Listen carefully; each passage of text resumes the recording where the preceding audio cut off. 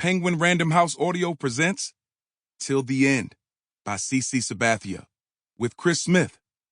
Read for you by Guy Lockard, with the first chapter read by CC Sabathia. I dedicate this story to my biggest accomplishments. Karsten III, Jaden, Saya, and Carter, my 4 children. This is for you. Chapter 1. I'm a weird alcoholic. I don't fit the stereotypes. There was no single trigger that would set me off on a binge. Not a sad anniversary, not a time of day, not going to a party. It was all of those things and none of them. I didn't ever drink more if I pitched bad. I would drink just as much if I pitched good. There was always a reason to drink. I just really liked to drink and drink and drink many times until I blacked out. For a long time, it was mostly fun, like when I got my first major league win, and 5 of my Cleveland Indians teammates took me out to a Baltimore bar and stuffed every pocket of my suit with cash. The next morning, I woke up wearing $10,000 in crumpled bills as if I was the world's largest fully clothed stripper. And there was never any trouble finding guys to drink with. There are a lot of alcoholics in baseball. A lot. Many of them great players. But here's the truly weird part. I could turn it on and off. For 3 days, I would get absolutely ripped, starting fights, pissing in bed, that kind of rip. And then I wouldn't touch a drop for 2 days, leading up to my next start. So I pitched Monday, that night, Tuesday night, Wednesday night, I was hammered. Thursday, Friday, detox, nothing but water and Gatorade. Saturday, when I came out of the game, I needed a Crown and Sprite at my locker.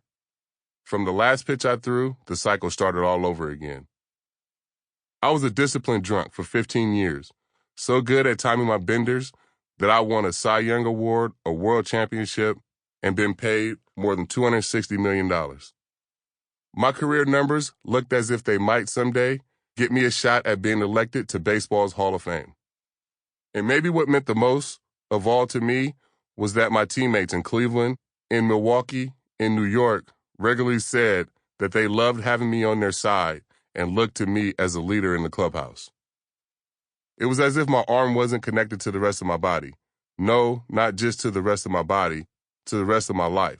My mind, my bloodstream, probably my liver, they're all addled by alcohol.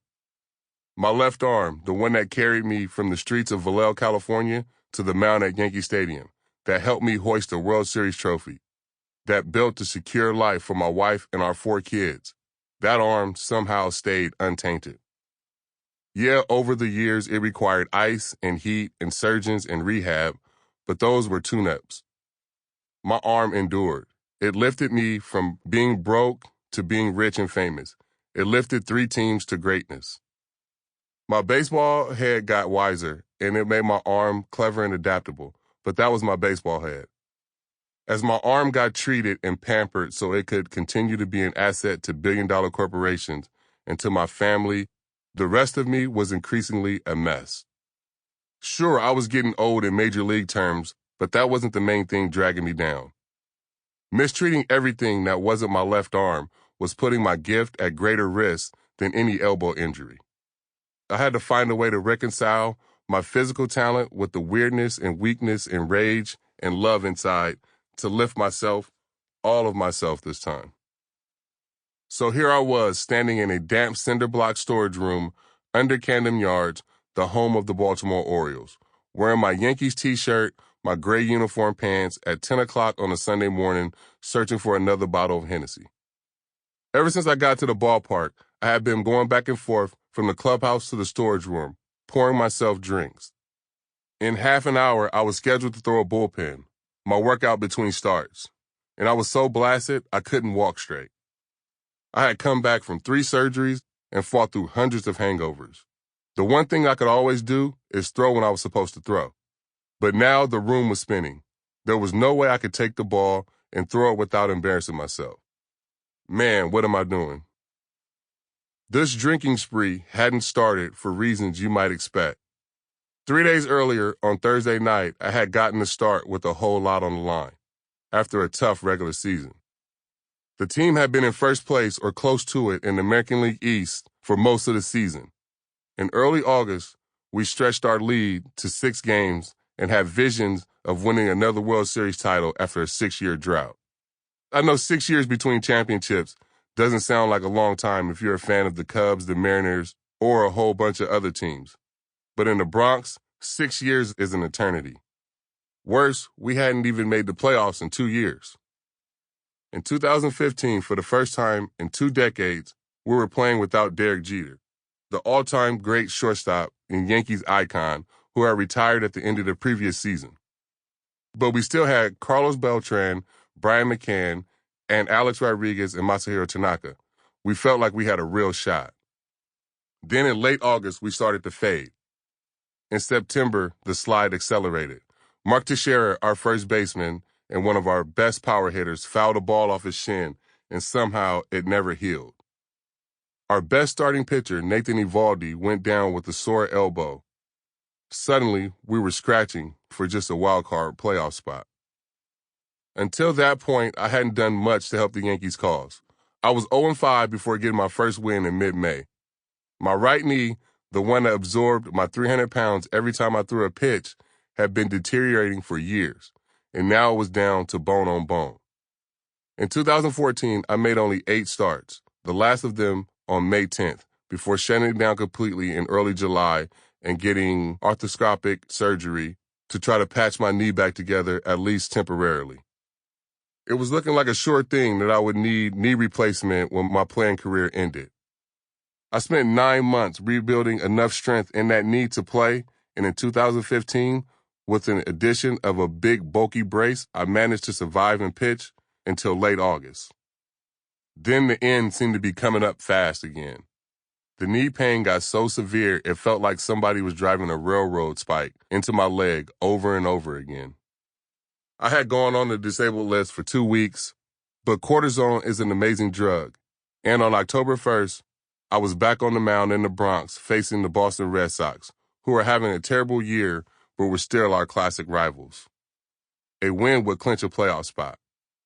The meds dulled the pain long enough for me to come through, allowing 1 run in 5 innings. We won 4-1, and in the locker room, the champagne started flying. My knee went back to hurting like shit, but I didn't care. Guys made sure to pour champagne over my head just like they did everybody else in the locker room, but I didn't drink anything during the celebration. Like I said, I'm a weird alcoholic. I waited until we got on the bus to go to the airport to fly to Baltimore for the final meaningless series of the regular season. I started downing Henny and kept it flowing on the plane, and then on the bus to the Baltimore Four Seasons. The first thing I did when I got to my hotel room that night was open the door to the minibar. Beer, wine, whiskey, tequila, it didn't matter. I've been mixing liquor since I was a teenager, going to Cuddy Bang parties in my hometown of Vallejo, California. When the hotel minibar was empty, I called room service. On Friday morning, the weather helped me keep it rolling. It rained all morning, and by mid-afternoon, our game against the Orioles was canceled. So I sat in the hotel room throwing down drinks and flipping through movies on my laptop. At some point, Joe Marconners, my close friend and running buddy since we were 5 years old, called worried about me. I was supposed to go over to Adam Jones' house, an Orioles outfielder and one of my best friends in the game. I hadn't showed up. I told Joe Mara I would be heading over to Adam's place soon. But I never left the room. I'd fall asleep for a couple hours, wake up, see it's 2 a.m., down some Red Bull, and have another drink. Sometimes I'd mix the Red Bull with the Grey Goose. My cousin Darnell Jones was in town for the games and was staying in the hotel, and I ordered him to order me more booze. Later, Darnell would tell me he was really scared. He had never seen me this bad and wasn't sure what to do. He tried to get me to go to eat, but I refused. Darnell is 10 years younger than me, and I love him like a little brother. And after everything we've been through together, he is probably my closest family member. But even Darnell didn't feel like he could tell me to stop drinking without sending me into a rage, so he tried to slow me down. When I demanded a bottle of Hennessy, Darnell ordered 2 doubles instead. I feel terrible now for putting Darnell and so many other friends and family for many years in that position. But at the time, I was having some kind of nervous breakdown and the only thing I knew that would kill the anxiety. Sample complete. Ready to continue?